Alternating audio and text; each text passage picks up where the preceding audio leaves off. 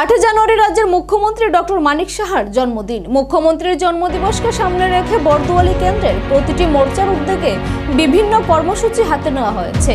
আর এই কর্মসূচির অঙ্গ হিসেবে খেলো বরদুয়ালি সুস্থ বরদুয়ালি নামে যুব মোর্চার উদ্যোগে নেতাজি সুভাষ বিদ্যানিকেতনের মাঠে একদিনের ক্রিকেট টুর্নামেন্টের আয়োজন করা হয়। মোট 8টি দল অংশগ্রহণ করে এই প্রতিযোগিতায়। বরদুয়ালি বিধানসভা কেন্দ্রের নেতৃত্বাধীন মাঠে বসে খেলা উপভোগ করেন।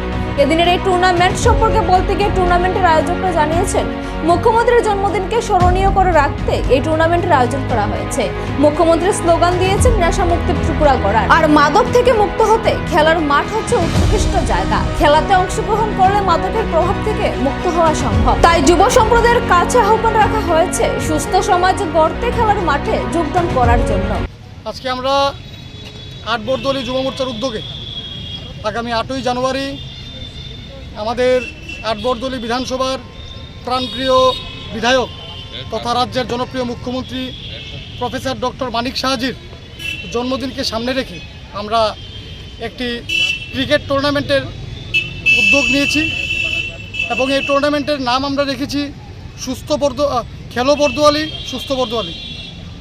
আমাদের মাননীয় মুখ্যমন্ত্রী সর্বদাই একটা বার্তা আমাদেরকে দিয়ে গেছেন যে নেশামুক্ত ত্রিপুরা গড়ার, এবং ওনার এই আহ্বানকে সামনে রেখেই আমরা যুব সমাজ যারা রয়েছি আমরা প্রত্যেক অংশের যুব সমাজের কাছে একটি বার্তা রাখতে চাই, বিনম্রভাবে আমরা আহ্বান করতে চাই যে আপনারাও নেশার করল গ্রাস থেকে বেরিয়ে খেলার মাঠে আসুন, সুস্থ থাকুন, ফিট থাকুন, যাতে করে আমাদের মাননীয় প্রধানমন্ত্রী নরেন্দ্র মোদীজি যে স্বপ্ন দেখেছে বিকশিত ভারত গড়ার, ওই স্বপ্নের মূল কারিগর হিসেবে আমরা যুব সমাজই কিন্তু আগামী দিনে আমরা মাঠে ময়দানে থাকব।